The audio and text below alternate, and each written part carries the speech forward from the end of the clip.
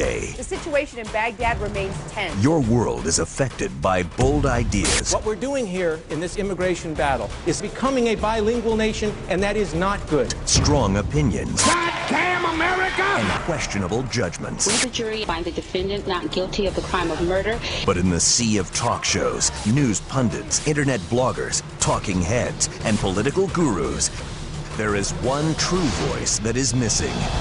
The voice of the people. Now, the people are finally going to get their say. Thanks to this man. With the help of pollster Frank Luntz. The pollster Frank Luntz is here. Frank Luntz, you are a master at words. Highly respected. He is the guru of politics. One of the most sought-after political analysts in the world. Internationally renowned.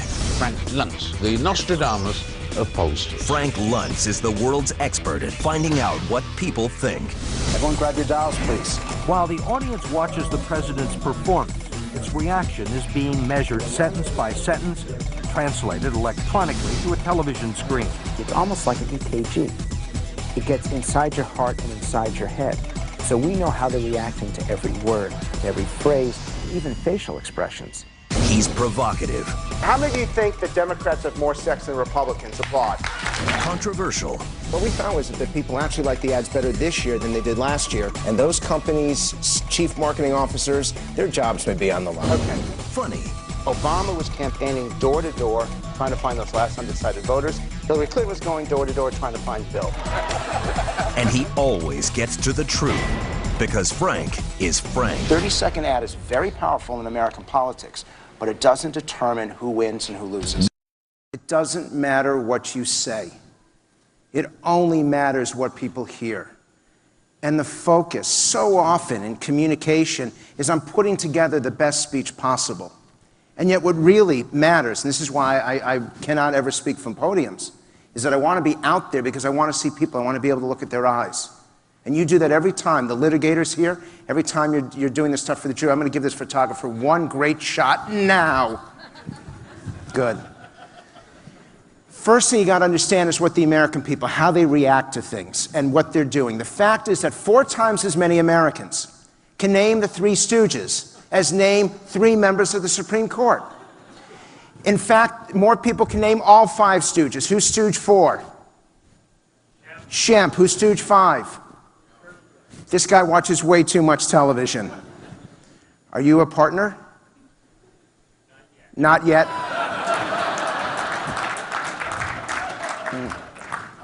For the partners in the back, I'll get you his name when we're done. So if we're not watching, if we're not paying attention to things that really matters, it is so important to get the language right. Look, would you support raising taxes for law enforcement? Half of Americans would say yes. But would you support higher taxes to halt the rising crime rate? 2/3 would say yes. Law enforcement is the process. Rising crime rate is the result. You always focus on the result because Americans don't care how you get there. They just want to know that you actually do get there. I love this one. By 2 to 1, the American people think that we're spending too much money on welfare. But by 7 to 1, they think we're spending too little money on assistance to the poor. What the heck is welfare? And yet we know it because we've so demonized the program, but we still believe in the process. Here are the 21 words for the 21st century, and I'm only going to do a few of them here right now. The word in the upper left-hand side, imagine, the most powerful word in the English language right now. If I were to ask you, imagine your American dream, imagine perfection, imagine the future, when I use the word imagine, it's no longer from my perspective, it's now from yours. It's your imagination. You think about how you're communicating, whether in court or in life. The word imagine puts it in the perspective of the other person rather than you. And imagine is both powerful in a positive way and a negative way, because we can imagine some pretty awful things in life as well as some pretty good things. Hassle-free. It's the thing that we want most. We can't stand waiting in line. The best example of a hassle, how many of you, any of you bought a scissors recently? And it comes in that packaging, which is that plastic, and you're trying to open it up, and you basically need a scissors to open up your scissors. That's an example that the company doesn't understand what hassle-free life is about. We don't want to wait in line, which is why we go on the web. And you know what the single biggest hassle we complain about? Those telephone automated answering systems. Press 1 if you're angry, press 2 if you're whatever. That's an example of communication that absolutely doesn't work. We, as a country, as people in America, have never been so pessimistic, so afraid of the future. There's never been a time since polling began 50, 60 years ago where more people thought that next year was going to be worse than this year. More people thought that the economy was going to get worse. More people were anxious, nervous, afraid. I'm going to show you some of the language and how people feel. And in fact, more people are angry today than they ever have been. And we've been measuring that now for about the last 20 years. And in that environment, it makes it very hard for political compromise. It makes it very hard to turn the public psyche around. So many of the people in this room are hedge fund type people, financial experts. I only know public opinion. And what I know is that the level of fear at this point continues to get worse, even as a new president, a new administration try to turn things around. And I do not see any uptick in terms of consumption. There is no uptick in terms of investment. The public's attitude is, I better get as much cash as I probably can, and I better save it. I'm going to give you two statistics that aren't on this presentation. They're frightening to me. We did a survey third week of January, right after the inauguration. For people who are laid off, 23% have no savings whatsoever. None. They run out of money immediately. 57% overall run out of money within 2 months. So even when they talk about the staples, even when you talk about things that you expect to have to spend on, as the unemployment level goes up, there is no safety net that exists anymore with the public. And that's the great degree of anxiety, of frustration, and most importantly, of fear. 81% worried, 78% frustrated. It is universal. It is unanimous. And this is why the economy, why public spending is not going to come back, and it ain't going to change. It's not going to change in the spring or summer. When you get to the fall and they start to have to make their Christmas decisions, this is why I think that we are deep into 2010 from a public opinion perspective. You all understand it from marketing. You all understand it from your economic theories.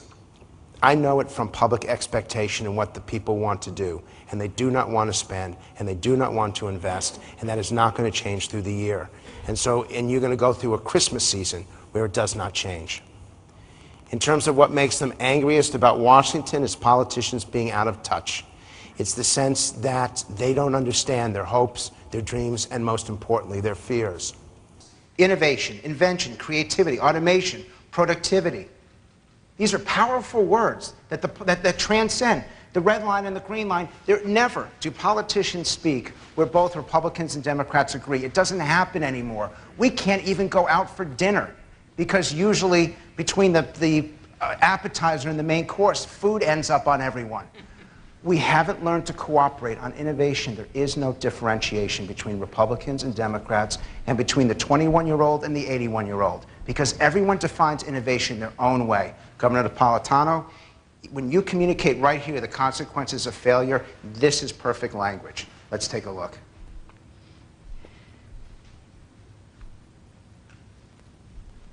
Part of innovation is recognizing that there will be failures. There will be research projects into new pharmas, and that new drug doesn't work. The tests don't play out.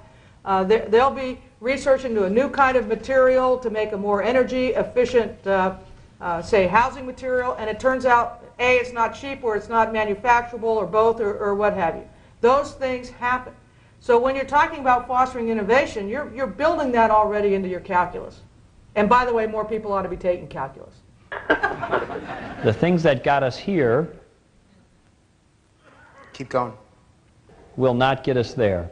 And I believe that. And if we don't innovate, we're going to die. I think literally and figuratively, the race is on to try to bring forward next generation technologies and applications and ideas and inventions. And if Minnesota and America aren't leaders in that effort, we're going to be left behind. And that's going to be to great detriment to our people and the citizens that we serve. Now, if we don't innovate, we're going to die. Is there something you want to tell us? No, I've talked enough about that today. You're much too young. What this is about the future. And Governor Sebelius, when you talk about your children, you've personalized innovation in a way that people can feel it and they understand it. By the way, we conducted these interviews using innovative technologies so that I wasn't in the room with her when I was asking her questions. She was holding up a phone, and she will see in a moment. The language is perfection because it is personal, it is human, and most importantly, it is aspirational. For those of you, I see a few people taking notes, the power of innovation is that it helps people, it allows them to inspire and aspire to things that are greater. This is what's going on with the public. These are the things that they want. We asked a very simple question. What do you want more of that you don't have enough of? There's a difference, though, between men and women. The number one answer for guys is more money. We want this is my George Costanza imitation here. We want this to be as thick as it possibly can be. The number one answer for women, what is it? More time, exactly. Women are more likely to run the budgets for their house. Women are more likely to be responsible for the kids. Women are more likely to deal with the health care, not only for their family, but for their parents and for their husband's parents. Women are more likely to be doing all these things. And what they're looking for? This is my favorite. I want a show of hands of everyone in this room. How many of you believe that you have a career? That you are in a career right now? Raise your hands. Okay, now put them down. How many of you believe you have a job? Raise your hands. All the people with hands up that say they have a job are leaving. It is the number one indicator. If someone says to you, yeah, yes, my job is to out as many people as I can in 40 minutes. A career is something that you look forward to going to. It's something that you can't wait to do. It's something that you do nights and weekends. A job is something that you do from 9 to 5.